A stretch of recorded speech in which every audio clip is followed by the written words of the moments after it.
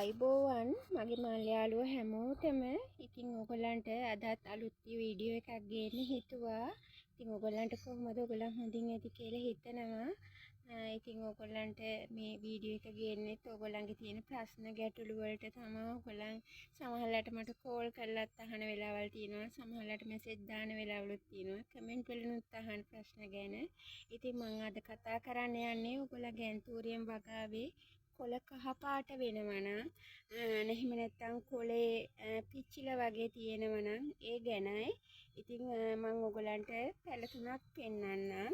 ඉතින් හුඟක් යාළුවෝ අහනවා මගේ පැලවල කොළ කහ පාට වෙලාකේ මොකද කරන්නේ එහෙම කියලා අහනවා. ඉතින් ඒක තමයි මම අද මේ වීඩියෝ එක ගේන්න ප්‍රධාන හේතුව. දැන් මේ පැලේ ඔයගලන් ගත්තොත් මේ පැලේ කොළත් කහ පාට වෙලා තියෙනවා.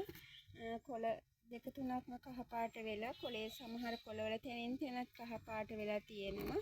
ඉතින් ඔයගොල්ලන් හොඳින්ම ඔයගොල්ලන්ගේ ගස් අධීක්ෂණය කරන්න.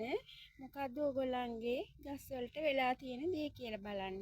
ඉතින් දැන් මේ ගහේ නම් කොළ කහ පාට වෙලා තිබුණාට මේකට ප්‍රධාන හේතුව වෙලා තියෙන මයිටා හානිය. මේ කොළේ කහ පාට වෙලා විතරක් නෙමෙයි මේ කොළේ යටපැත්තේ ඉන්දිකටු සිදුරු වගේ හිල් තියෙනවා. මේ කොළේ උඩ පැත්තේ ඔයගලන්ට පේනවා ඇති ඒ සිදුරු මේ තමයි මේ තියෙන්නේ. ඉතින් උඩ පැත්තත් නිකන් ගැටිති වගේ යට පැත්ත සිදුරු තියෙනවා. ඉතින් කොළත් සමහර කොළ මේ වගේ කහ පාට වෙලා සමහර කොළවල මේ වගේ කහ පාට පුල්ලි දකින්න පුළුවන්. ඉතින් මේක මයිටා හානිය නිසා සිදුවෙන දෙයක්. එතකොට ඔයගොල්ලන්ට කරන්න ඕනේ මයිටා හානිය වෙනුවෙන් ඔයගොල්ලන් යොදා ගන්න ස්වභාවික කෘමිනාශකයක් හරි එහෙම නැත්නම් ඔයගොල්ලන් වැඩියෙන් කැමති වෙනත් කෘමිනාශක වලට නම් ඒ වගේ දෙයකට හරි යන්න. මම නම් ස්වභාවික කෘමිනාශක තමයි බොහෝ විට යොදාගන්නේ. බැරිම අවස්ථාවකදී විතරයි වෙනත් රසායනික කෘමිනාශක වලට යන්නේ. ඉතින් අද වෙළඳ පොලේ ඔයගොල්ලන්ට ගියාම එක නම් වලින් රසායනික කෘමිනාශක තියෙනවා. ඉතින් මම ඒ හින්දා ඔයගොල්ලන්ට එක නම් කියන්න යන්නේ නැහැ. ඔයගොල්ලන් කැමති කෘමිනාශකයක් ඔයගොල්ලන්ට භාවිතා කරන්න පුළුවන්. භාවිතා කරනකොට මේ කොළේ යට පැත්තට සම්පූර්ණම හොඳටම ස්ප්‍රේ වෙන විදිහට භාවිතා කරන්න. හැබැයි මම නම් කැමති ඕගොල්ලන් ස්වභාවික කෘමිනාශක වලට යනවා කියන එක. හුඟක් අය මම වෙළඳ නාමයක් කියන්නම් ඇබමැක්ටින් වැනි විශාල විස තියෙන කෘමිනාශක භාවිතා කරනවා. ඉතින් මම ඒ ගැන ඔයගලන්ට ඉදිරියේදී වීඩියෝ එකක් ගේන්න බලාපොරොත්තු වෙනවා. ඉතින් ඒවත් අනිකර භයානක විස සහිත කෘමිනාශක. ඉතින් ඔයගොල්ලන් හිතනවා ඇති ඒකේ බෝතලෙත් ගහලා තියෙනවා මට මතක විදිහට වස කියලා. ඉතින් ඒ වගේ දෙයකට යනවට වඩා ස්වභාවික දෙයක් ඔයගොල්ලන් යොදා ගන්න උත්සාහ කරන්න. බැරිම අවස්ථාවකදී ඔයගොල්ලන් ඒ වගේ කෘමිනාශකයකට යන්න. ඒ වගේ කෘමිනාශකයක් ඔයගොල්ලන් භාවිතා කරනවා නම් මු ආවරණ අත්වැසුම් පාවිච්චි කරන්න අනිවාර්යයෙන්ම පාවිච්චි කරන්න. ඔයගොල්ලන් අඳින ඇඳුම පවා අත් දිගට යොදා ගන්න සම්පූර්ණයෙන් ඔයගොල්ලන්ගේ සිරුර වැහෙන විදිහට පාවිච්චි ඇඳගෙන මේක භාවිතා කරනවා නම් හොඳයි රසායනික කෘමිනාශක. මොකද රසායනික කෘමිනාශක ස්ප්‍රේ කරනවා කියන්නේ ඔයගොල්ලන්ගේ අවට වාතයටත් ඔයගොල්ලන්ටත් ගොඩක් ආග්‍රහණය වෙනවා. ඉතින් පවුලේ අයටත් ඔයගොල්ලන්ටත් නිකන් සල්ලි දීලා වැඩ හදා ගන්න ඕනේ නෑ. ඉතින් මේ මයිටා හානිය නිසා කහ පාට වෙලා ඒ වගේම මේ කොළේ සවුත් වෙච්ච පැලයක්.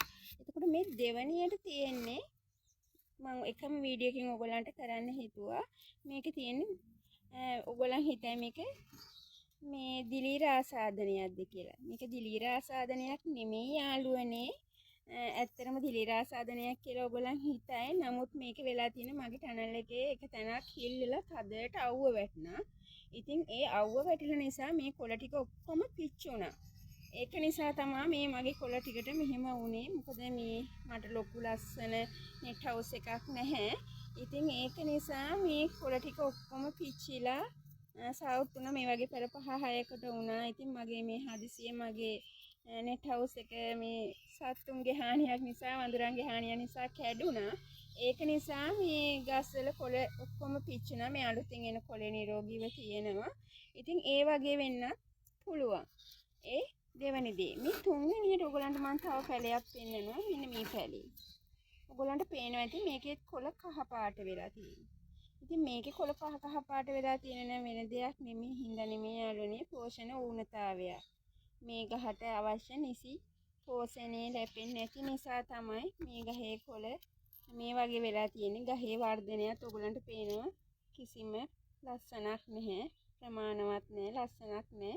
ඒ වගේ වුණාමත් ඉතින් මේ වගේ කොළ කහ පාට වෙනවා. ඉතින් එකපාරටම කොළ කහ පාට වෙන එකට බෙහෙත් හොයන්න නැතුව ඔයගොල්ලන් බලන්න ඔයගොල්ලන්ගේ වගාවට මොකක්ද මේ වෙලා තියෙන්නේ කියලා. මොකද ඔයගොල්ලන්ගේ වගාවට ගොඩක් හිරු රැස් වැටෙනවා නම් සමහර වෙලාවට තැන් වලින් වැටෙන තැන් වලින් සමහර වෙලාවට ගොඩක් එතනට හිරු රැස් වැටෙනවා නම් සමහර වෙලාවට එතන ඒ කොලේ ලප වගේ සාමාන්‍යයෙන් කහ පාට වෙන ගතියක් තියෙනවා. ඒක එකක්. අනිත් එක තමයි මේ වගේ ගොඩක් හම් වැටුනොත් කිච්චෙනවා. හැබැයි ඒ වගේම යාළුවනේ තවත් තියෙනවා මේ වගේම පිරිස්සුණු ස්වභාවයක් තියෙන ඒවා. ඒ වෙහි කාලේදී ඕගොල්ලන් මේ හුඟක් දැක ගන්න පුළුවන් මේ වගේමයි එකක්. මේ වගේම වටේම ගොඩක් කළු පාට වෙලා තියෙනවා. ඒ නම් දිලීර රෝගයක්. ඒ වගේ ඒවායි හුඟක් වෙලාට වෙහි කාලේදී ඕගොල්ලන්ට බලාපොරොත්තු වෙනවා. ඉතින් ඔයගොල්ලන්ගේ වගාවේ තියෙන හානිය ඔයගොල්ලන් හොයාගන්න. මේ වගේ හිල් ඇදිලා මේ වගේ කොළ කහ පාට වෙලා තියෙනවා නම් ඒක මයිට හානියක්. ඉතින් මේ ගහේ සියලුම විෂම සතුන් බෝරාගෙන බොන නිසා මේ ගහේ පෝෂණ වුණතාවයක් නිසා මෙහෙම කහ පාට වෙන්න ගන්නවා. ඉතින් ඔයගොල්ලන්ගේ වගාවේ තියෙන හානිය ඔයගොල්ලන් හොයාගන්න. අනිවාර්යයෙන්ම ඔයගොල්ලන්ගේ පැලවල කොළ යටපැත්ත බලන්න කොහොමද මේකේ මේ වෙලා තියෙන්නේ කියලා. එහෙම බලාලා ඉවරලා ඔයගොල්ලන්ට පුළුවන් ඔයගොල්ලන්ගේ වගාවට සිදු වෙලා තියෙන දේ හොයාගන්න. ඉතින් මේ වගේ පෝෂණ වුණතාවයක් නම් ඔයගොල්ලන්ට පුළුවන් මේ ගහට අවශ්‍ය එන් පොහොර ටිකක් වැඩිපුර යොදන්න. ස්ප්‍රේ කරන්නත් පුළුවන්. එහෙම නැත්නම් මේ මීඩියා එක මාරු කරලා වෙනත් මීඩියා එකකට යවනවා නම් වැඩිය හොඳයි ඕගොල්ලන්. ඒක තමයි හොඳම දේ මම නම් හිතන්නේ. අලුතෙන්ම පොහොර හා මීඩියා එකක් යොදා ගන්නවා නම් ඒක තමයි ගොඩක්ම හොඳ. ඉතින් ඕගොල්ලන්ගේ වගාවට සිද්ධ වෙන මේ කහ පාට කොළ මේ වෙන එක ගැන ඔයගොල්ලන්ට මේක තමයි මට කියන්න තියෙන්නේ. ගොඩක් යාළුවෝ කමෙන්ට් දාලා අහලා තිබුණා අපේ කොළ කහ පාට වෙනවා මොකද කරන්නේ මේ වගේ ප්‍රශ්නයක් අපිට තියෙනවා කියලා. ඉතින් ඒකට තමයි මේ වීඩියෝ එක ගෙනාවේ. ඉතින් ඔයගොල්ලන්ගේ වගාවේ කොළ කහ පාට වෙන්නේ මොකක් නිසාද කියලා මට බෙහෙතක් එහෙම කියන්න බෑ. පෝෂණ වුණතාවයක්ද මයිට හානියක්ද එහෙම නැත්නම් ඔයගොල්ලන්ගේ නෙට් හවුස් එකෙන් තද හිරු රැස් වැටෙන නිසාද ඒක ඔයගොල්ලන් තමයි හිතන්න ඕනේ. ඔයගොල්ලන් අධීක්ෂණය කරලා ඉවෙලා ඒකට නිසි ප්‍රතිකාරයක් කරගන්න. ඉතින් යාළුවනේ මම හිතනවා ඔයගොල්ලන්ට අද වීඩියෝ එක ගොඩක් ප්‍රයෝජනවත් වේවි කියලා.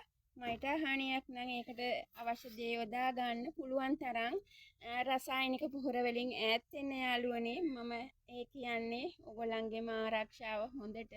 මොකද රසායනික පොහොර නිසා ඔයගොල්ලන් නොදන්නවා වුණාට ගොඩාක් වගාකරුවෝ දැන් මේ වෙන විට ලෙඩ වෙලා. ඒක තමයි ඇත්ත කතාව. අනිත් එක ගොඩාක් මහා පරිමාණ වගාකරුවෝ තවත් කෙනෙක් මාර්ගයෙන් තමයි මේ රසායනික පොහොර ස්ප්‍රේ කරන්නේ. මොකද ලොකු වගාවලට අයිතිකරුට ඉතින් පුළුවන් කමක් නැහැ රසායනික පොහොර මුළු වගාවටම යොදා ගන්න.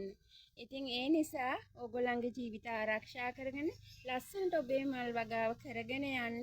මගේ channel එක ඔයගොල්ලන් subscribe කරලා නැත්නම් subscribe කරලා තියාගන්න. අලුත් වීඩියෝ එකක් ආපු ගමන් ඔයගොල්ලන්ට බලන්න පුළුවන්. මේ වීඩියෝ එක ඔයගොල්ලන්ගේ යාළුවන්ට share කරන්න. මොකද මේ වීඩියෝ අපි බොහොම අමාරුවෙන් මහන්සි වෙලා අපි කාලේ කැප කරලා ඔයගොල්ලන්ට කරන්නේ ඔයගොල්ලන් මොන හරි දෙයක් දෙන්න. ඉතින් ඒ නිසා මේකෙන් උපරිම ඔයගොල්ලන් ප්‍රයෝජනයක් ගන්න. ඉතින් ඔයගොල්ලන්ගේ අදහසුත් කමෙන්ට් එකකින් දාන්න යාළුවනේ. ගිහින් එන්නම්. ඔයගොල්ලන් හැමෝටම සුබ සරණයි.